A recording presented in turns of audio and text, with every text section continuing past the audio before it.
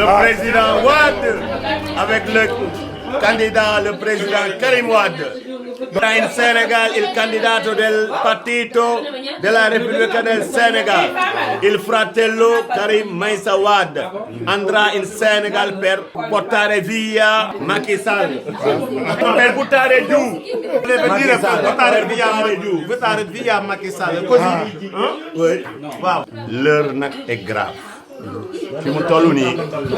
ñun sunu liggéey ci politique bi defuñu ko ngir politique politicienne dañuy def politique en tant que patriote di def politique itam en tant que ay soldat président Abdoulaye Wade ak le président Karim Wade. xale yi boole ñëpp uuf puisque xam na ne benn parti ak benn coalition moo koy fal. mais nag Karim Meïssa Wade buy liggéeyal Sénégal day liggéeyal pour tout un peuple souverain, un peuple meurtri, un peuple piétiné, insulté par la médiocrité d'un apprenti dictateur. Et je veux nommer Macky Sall. Sénégalais, soyons debout. nañu defaraat toogaay yi jekkal taxawaay yi xaar sunu candidat inchallah Khalifa Ababacar Diop moo leen koy wax depuis Palais la France lépp nag metti na wax dafa metti mais nag aussi dégg-dégg moo ko gën a metti mais nag nañu gëm ne ñun li ñu gëm bay def politique mooy que dañu ànd ak conviction ci politique li ñu gëm ba tax ñuy def politique mooy que dañu xam ne ki ñu àndal mooy ki nga xam ne mooy njariñu Sénégal. ñun nag fédération PDS de France dañu bokk ndey bokk baay ak les mouvements karimistes yi nga xam ne ñoom ñoo ànd ak la fédération PDS de France seey ci biir fédération bi puisque président Wade nee na yéen samay doom ngeen doom yu jigéen ak doom yu góor bokk leen ndey bokk baay jekkal taxawaay yi defaraat toogaay yi jàppale seen frère Karim Meïssa Wade pour que Sénégal jëm kanam mission bi nga xamante ne ni jot na ko def ci Sénégal depuis 12 ans Karim Meïssa Wade inchallah bu ñëwee éclairer cette lumière d'émergence au Sénégal. jaajëfatee sama gars yi one love one love one love président Abdoulaye Wade yàlla na fi gën a yàgg te ànd ak wér ak mboolem fi julli. waaw maa ngi lay remercier mon frère di remercier mbokk yi nekk yëpp ak mbokk internet yi. dëgg la dëgg xamoon nañ ne lii nii du justice. c'était une agression c'était de la manipulation c'était tout ce qu'on voulait ça qu'on voulait dire. fen nag mun na jël benn ascenseur gaawantu yegg fi mu jëm. dëgg ni jël ay escalier nante yàgg-yàgg dina ko fa fekk je pense que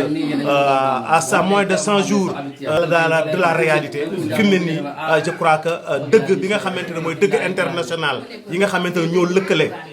kuréelu àdduna bi yëpp ñoo lëkkale réew bi yëpp àdduna bi yëpp taxaw nañ jël benn décision xam ne kan nag lii ngeen tegoon nit ñi wala li ngeen tegoon nit kii wala li ngeen tegoon parti bi loolu noonu ay fen la woon dëgg gi lañ bëgg ngeen rétablir ko ndimbal nag day fekk ci loxoy borom mais je pense que sénégalais ñoom ñi nga xamante ne ñoom ñoo souffrir ci seen wàllu njàng ñi nga xam ne ñoom ñoo souffrir ci seen wàllu liggéey ci seen wàllu entreprise ci seen wàllu économie ci lu nekk loo xamante ne ni mun nañ ko xalaat souffrance ba kon sénégalais ñoom ñoo war a jël seen destin en main destin bi nag xëy na dañ koy jàllale ci benn nit muy Karim Meïssa Wade parce que loolu la yàlla def mais sénégalais seen bopp ñoo war a jël seen ay responsabilités au-delà ay affaire u ñëwu Karim Wade parce que pour que ñu mën a jël seen ay destin en main il faut que ñu taxaw jéem a wut fexe naka nañu amee benn processus électoral boo xam ne processus bu leer la ñu jéem a am ay carte d'identité ku nekk jox carte parce que lu état amul mënul quand même contrat lañ ko jox ko suñu xaalis jox ko suñu alal su ko neexee ñi nga xamante ni seen i carte électorale dañ ci bind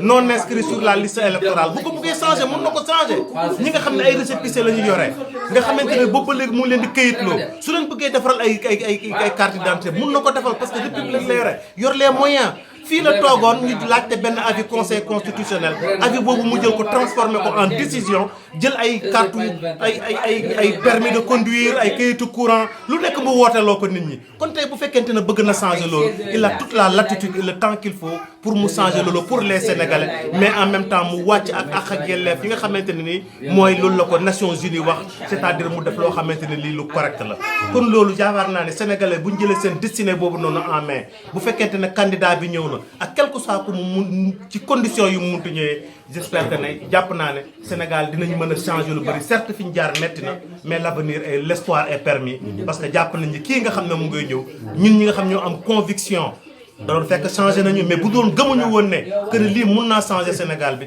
wax dëgg yàlla day fekk jàll nañ ci leneen mais dañoo gëm ne moom moo mun a changé les choses. Abdoulaye Wade dafa am benn jour ma ne Macky mooy yi président Wade ñuy wax bëriwul xam-xam bëriwul jaar-jaar xamul àdduna nu muy tëddee. dooy xool histoire àdduna suñu borom ni mu mooyee àdduna képp koo xam ne ni sibir na injustice rek si tooñ nga nangu ko muñ suñu borom ubbi nga bunt ñu xooyee exemple yonent yaayu Yuusufa ci mu jaaral ay doomu baayam yonent yaayu Moussa ci mu jaaral Firawna te Macky mooy Firawna xam nga suñu borom jamono ju nee rek te koy dundalaat léeboon yu penn amoon na fi daan na am mooy àdduna ku xamul yooyu rek yaa ngi nax sa bopp même jotaay bii ñu toog mas na am dañ koo toogaat donc moom xamut yooyu donc mooy Firawna mooy matérialiser Firawna àdduna bii ñu ne mu defe ne moom mooy jëy place borom bi moom mën na xañ nit ñi ñu añ mën na xañ nit ñi ñu reer mën na xañ nit ñi ñu fayu mais day nax boppam mais Sëñ Tuubaa ba mu demee ñu yóbbu ko Gabon am na ay mbokkam yoo xam ne dañoo saa yu doon ne dootul ñëwati dootuñu ko gisati moom yaa waxoon Trocadéro ma ne yeen espoir am na yaakaar am na ñu ne ma ñu tax ma ne yeen Karim dem na ñu ñëw rek xéewal mooy ñëw damay nga laaj ko Alpha Condé ah Khomeini jusqu'à présent ñuy wax Iran fan nañ ko exilé woon tout Paris 10 ans ya fi def mais ba mu demee gis nga ni mu révolutionné Iran donc ñun Sénégal ñëwu Karim yaakaar ya war a doon si ñun yaakaar boo xam ne ni dafay àndal xéewal parce que suñu borom moo ko yóbbu pour indi xéewal bi moo tax na ñun ñëpp a war a taxaw jàppale ko moo tax mu ne nekkatuma dépassé naa candidat PDS dépassé naa candidat karimiste candidat peuple bi la parce que la ma liggéey si prison bi nattu bañ ma teg suñ borom jéy ma génne ma tu Macky ko génne ah suñ borom moo koy defar quoi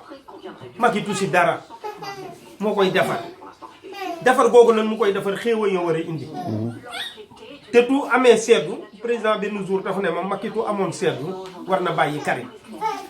parce que à chaque fois mu gasay ko dëgg sërëb Karim dina si sauté génn neneen mais da ngay am xel yaa jiite réew mi ngay seetlu tëj nga nit ki créer sa créé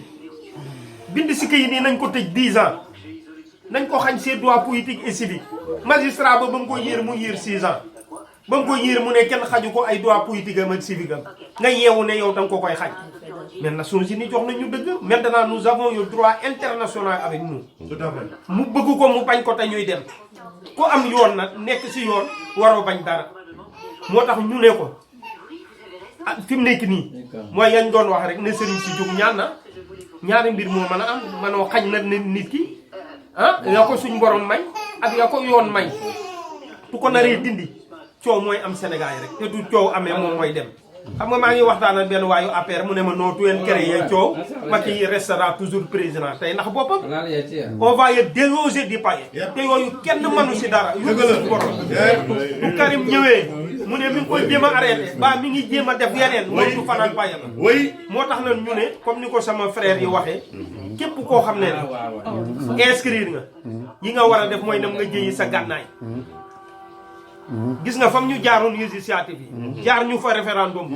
xooye muy Karim Wade muy beneen candidat dootuñu ko nangu def fi ay élection yoo xam ne ni nit ñi jotuñu seen carte def fi ay élection yooyu xamuñu kan moo inscrire kan moo inscrire xam nga yi ñu koy wax xam nga affaire yi yenn yi sax affaire yu ñàkk jom ñoo quoi honnêtement xam nga yi tax amul jom mooy yow ñu fay nga yor gendarmerie yor police yor militaire yor xaalisu askan wi ñu ne tëggee ay élection nga ne too ko tëgg yooyu ñàkk jom gortu ko def quoi yéegi nag li ñuy wax Macky di koy wax Marème Faye parce que moi je ne m'adresse pas à Macky parce que Macky ne dirige pas le Sénégal benn yambar ya jabaram mu ko jiite kay diriger Sénégal nag muy Marème Faye ñu ngi koy wax du fekkee ne am na tuuti diine am na tuuti bëgg-bëgg Sénégal na wax ak jëkkëram 52 milliards yi mu jëy mu jox nit ñi seen carte d'identité ñu def élection ñuy wax Sénégal nañ nañ jóg taxaw saa yooyu koy ñaan teertu espoir u Sénégal yaakaar gi mi ngi si yoon wi de même bu ñu toogee ba ni suba ya élection yi nañ gëm ne Karim moomee ko suñu borom defara yooyu tamit mooy ñi Khalifa di wax rek ku xëy nañ ñaanal président Wade ndax bu fi yàggee rek xéewal yàgg fi am yàgg fi man yàgg fi daraja yàgg fi maqaama yàgg fi ay xéewal yàgg fi xëy na ko suñu borom defara yu te séntu bi ñuy séntu Karim tamit ñu fekkee ko si jàmm àndal moom si jàmm ba ñuy séntu suñu borom defara ñu te fit Macky nag dañ ko jox réew mi si jàmm na ko delloo si jàmm mais tànk yi muy dox yëpp pour déstabiliser dëkk ba mën a toog c'est un homme extrêmement dangereux pour le Sénégal un danger nag dañ koy dégg ma lancé na un appel aux khalife généraux ñoom ñi ñu yaakaar gannaaw suñu borom ñoom ñi ñu yaakaar gannaaw yonent bi ñoom ñi ñu yaakaar gannaaw suñuy waajur ñu gëm ne ñoom duñ ñaanee jàmm am duñu waxee moom jàmm am nañu waxal moom ñaanee ñu jàmm am Macky jóge fii si jàmm toogaat fi mooy musiba Sénégal parce que musiba yo doxul jàmm doxul saga donc nañ ñaan ñun ñëpp Macky jóge fi ñu koy lancé un appel nag Karim bokk par force manu si dara fokki naba dan ya bokkul ñu taay dëkk Karim day bokk par la force day bokk Karim day bokk par la force day bokk Karim day bokk par la force day bokk Karim day bokk. Écoutez, moi je ne vais pas trop prendre la parole parce qu'il fait un peu tard. L'appel que moi je peux lancer, c'est de créer une très grande mobilisation. Parce que tout le monde sait que Karim Wade va retourner au Sénégal. Parce qu'en suivant les décisions des grandes institutions internationales, à savoir la CEDEAO et l'ONU, je lance un appel à tous les Sénégalais vivant un peu partout dans le monde, aux États-Unis, en Europe, en Afrique, en Amérique du Sud. Je lance cet appel à tous ces Sénégalais de se présenter à l'accueil chaleureux qu'on va préserver, Inch'Allah, à Karim Wade. Parce qu'en se souvenant du passé, en 1999, lorsque son père est retourné au pays, bon, on disait beaucoup de chiffres, 1 million, 2 millions de personnes qui ont bravé toutes les artères de la ville de Dakar. Il y a des gens qui disaient 1 million, 2 millions, 3 millions. Et que tout un chacun souhaite dépasser son fils. Et aujourd'hui, Karim Wade, on parle de Karim Wade. Nous souhaitons sincèrement que dans toutes les grandes villes du Sénégal et dans tous les pays du monde, les gens se mobilisent pour que nous accueillions Karim Wade à peu près à plus de 2-3 millions de personnes. Ça, personnellement, je le souhaite. Vive Karim Wade. Vive Ablaye Wade. Merci beaucoup, C'est vrai, tout le monde parle effectivement du retour de Karim, il revient ou il ne revient pas. Et je suis intimement convaincu que Karim il a compris que le pouvoir n'a pas été un don, mais c'est une prise. Ni un dû, mais il fut plutôt une conquête.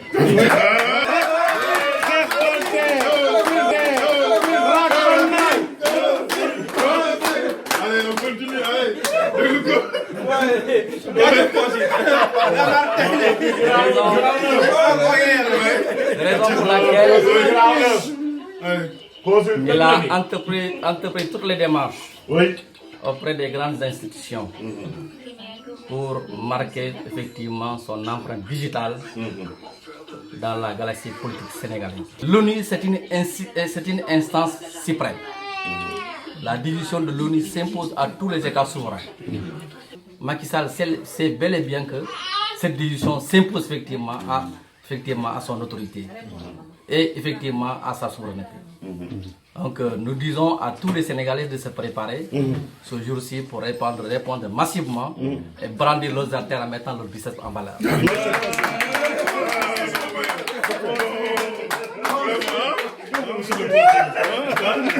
La fierté de cette fédération. C'est une fierté pour nous.